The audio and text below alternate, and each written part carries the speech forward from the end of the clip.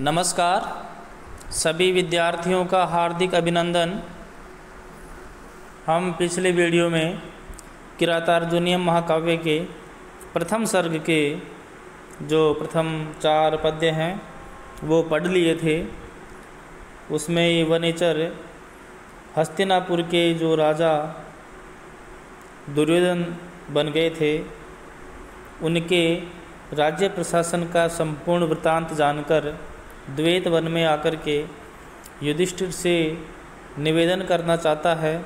उस समय में वह जो भी वहाँ पे वृत्तांत देखा था उस वृत्तांत को सत्य सत्य राजा से निवेदन करना चाहता है। इस प्रसंग में वह कहता है कि स किं सखा साधुन शास्त्योदीपम हितान्न यसंशृणुते स किं प्रभु सदानुकूलेषु हि कुर्वते रतिं नृपेष्वमातेषु च सर्वसंपद। वनेचर कहता है कि स किं सखा साधु न शास्ति योदीपम, कि यो जो सेवक है या जो अमात्य मंत्री आदि हैं वह यदि अधिपम स्वामी को राजा को साधु न शास्ति, जो साधु उचित प्रकार से सही सही बात नहीं बताता है, वह उपदेश नहीं देता है, वह किम सखा, वह बुरा मित्र होता है, खराब मित्र होता है। कि जो अपने स्वामी को उचित उपदेश नहीं देता है, उचित बात नहीं बताता है, सत्य बात नहीं बताता है, वह मित्र बुरा होता है। और जो हितान न ये संशृणुते स किं प्रभु, हितात न, जो हितकारी जो उपदेश है, हितकारी जो बात है उसको नहीं संशृणुते सुनता है, कि वह जो इन हितकारी बातों को सुनता नहीं है स किं प्रभु, वह स्वामी भी बुरा होता है। इस प्रकार जो नृप है, अमात्य है, इनके सदा अनुकूलेषु, सदा ही इन दोनों के अनुकूल रहने पर ही सर्व संपद रतिम कुर्वते, जो सभी प्रकार की संपत्तियां हैं वो निवास करती है, प्रसन्न रहती है। वहाँ पे सभी संपत्तियों का वहीं पे निवास रहता है जहाँ राजा और अमात्य दोनों मिलजुल करके एक दूसरे का सहयोग करते हैं। अमात्य राजा को सभी बातें सत्य सत्य बताते हैं और राजा भी उनकी बातों को सुन करके वैसा ही करता है। इस प्रकार दोनों के अनुकूल रहने पर सभी प्रकार की संपत्तियां वहाँ निवास करती है। आगे निसर्ग दुर्बोधमबोध विक्लवा क्व भूपतिनां चरितं क्व जन्तव तवानुभावोऽयं वेदयन्मया निगूढ़तत्वं नैवर्त्म विद्विषाम्। अब इसमें कि निसर्ग दुर्बोधम भूपतिनाम चरितम क्व है, कि जो भूपतिनाम जो राजा लोग हैं उनका स्वभाव होता है, निसर्ग होता है स्वभाव, दुर्बोधम वह आसानी से समझ में आने वाला नहीं होता है। राजा लोगों का स्वभाव है वह समझना इतना आसान नहीं होता है। इसलिए वह कहता है वनेचर कि स्वभाव से ही समझ में न आने वाला जो राजा लोगों का चरित्र है वह तो कहाँ, और अज्ञान के कारण अबोध विक्लवा जंतव को है, अज्ञान के कारण जो मेरे जैसे तुच्छ प्राणी हैं उनका चरित्र कहाँ। इन दोनों में बहुत बड़ा अंतर है। राजा के चरित्र में और मेरे चरित्र में बहुत बड़ा अंतर है। कहाँ तो उनका चरित्र जो समझ में नहीं आता है और कहाँ मेरे अज्ञानी जैसे व्यक्ति का, तुच्छ व्यक्ति का चरित्र। तो अयम तव अनुभाव है, कि यह तो क्या है, यह तो तव अनुभाव है, यह तो आपकी महिमा का प्रभाव है। तव अनुभाव है, यह तो आपकी महिमा का प्रभाव है कि मया विद्विषाम निगूढ़ तत्वम नय वर्त्म अवेदी, कि यह तो आपकी महिमा का प्रभाव है। ये युधिष्ठिर से कहता है कि यह तो आपकी महिमा का प्रभाव है कि मेरे द्वारा शत्रुओं के छिपे हुए तत्व वाला नीति मार्ग जान लिया गया, कि मैं इतना तुच्छ व्यक्ति भी, जो राजा लोगों के चरित्र है उनकी बातों को कोई समझ नहीं सकते, जान नहीं सकते, फिर भी आपकी महिमा के प्रभाव के कारण मैंने राजा लोगों के यानी उनसे दुर्योधन के चरित्र को अच्छी प्रकार से जान लिया है, उसके नीति मार्ग को जान लिया है।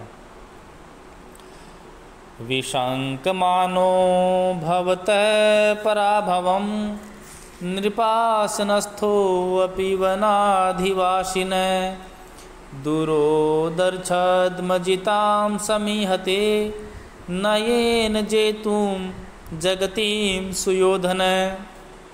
अब आगे वह कहता है कि वह सुयोधन, यहाँ दुर्योधन के लिए सुयोधन शब्द का प्रयोग किया गया है कि वह जो सुयोधन, जो दुर्योधन है, वह है राज सिंहासन पर आरूढ़ होता हुआ, राज सिंहासन पर नृपासनस्थोपि, राज सिंहासन पर आरूढ़ होता हुआ भी वन में रहने वाले आपसे, वनाधिवासी ने कि वन में रहने वाले आपसे क्या पराभव की शंका करता हुआ, कि अब आपसे हार जाने की शंका है उसको, कि अब आप तो द्वैत वन में रहते हैं और राजा वहाँ राज सिंहासन पर बैठा हुआ है, लेकिन फिर भी उसके मन में विशंक मानो, कि फिर भी उसके मन में ऐसी शंका है कि मैं दुर्योधन के द्वारा पराजित न हो जाऊँ। जुआ के बहाने से जीती हुई पृथ्वी को वह नीति के द्वारा जीतने की इच्छा करता है, कि वह सुयोधन है, वह पहले दुरोदर छद्म जिताम, कि दुरोदर छद्म उसके द्वारा जो यानी कि बहाने से छद्म के द्वारा ने उसको जीत लिया था पहले। तो उसके बाद में वह कहता है कि अब उसको राज्य को वह नीति से जीतना चाहता है। पहले तो वह छद्म से जीत लिया था उस राज्य को जुए में, लेकिन वह उस साम्राज्य को अब नीति से जीतना चाहता है सुयोधन। तो ऐसा वह वनेचर कहता है कि वह पूर्ण रूप से नीति का पालन कर रहा है अपने साम्राज्य में, और नीति के द्वारा लोगों में विश्वास उत्पन्न करना चाहता है ताकि वही वहाँ का राजा बना रहे। तथापि जिम्मै स भवज्जिगीषया तनोति शुभ्रं गुणसम्पदा यशः समुन्नयन भूतिमनार्यसंगमात् वरं विरोधो अपि समं महात्मभिः। तथापि फिर भी जिम्मै कि वह जो कुटिल दुर्योधन है वह भवज्जिगीषया आपको जीतने की इच्छा से,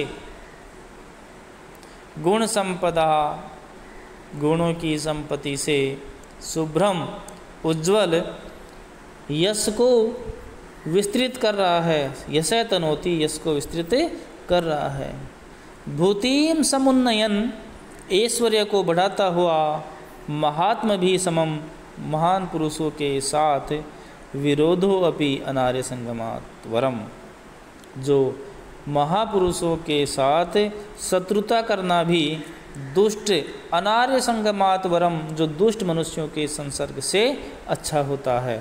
कि वह कहता है दूत कि वह चाहे पृथ्वी को पहले कैसे जीत लिया हो, राज्य को कैसे जीत लिया हो, लेकिन अब पृथ्वी को नीति से जीतना चाहता है, क्योंकि वह कहता है कि जो कपटी दुर्योधन है वह आपको जीतने की इच्छा से दया दाक्षिण्य आदि गुण संपत्ति के द्वारा अपना निर्मल यश ही फैला रहा है। क्योंकि अपनी संपत्ति की वृद्धि के लिए, अपने यश को फैलाने के लिए दुर्जन पुरुषों की संगति की अपेक्षा सज्जन महात्माओं के साथ शत्रुता करना भी अच्छा होता है। दुर्जनों व्यक्तियों की शत्रुता से अच्छा तो है कि हम नीति से कोई कार्य करें, वही श्रेष्ठ होता है। तो वह अब अपने साम्राज्य को पूर्ण नीति से जीतना चाहता है, लोगों में विश्वास बनाना चाहता है, अच्छा उसका जो शासन है वह सुव्यवस्थित रूप से चल रहा है, लोग भी उसकी प्रशंसा कर रहे हैं, इतना वह जो मनु के द्वारा वर्णित राज व्यवस्था है उसके अनुसार वह शासन कर रहा है। इस प्रकार वह वनेचर युधिष्ठिर से द्वैत वन में आकर के निवेदन करता है।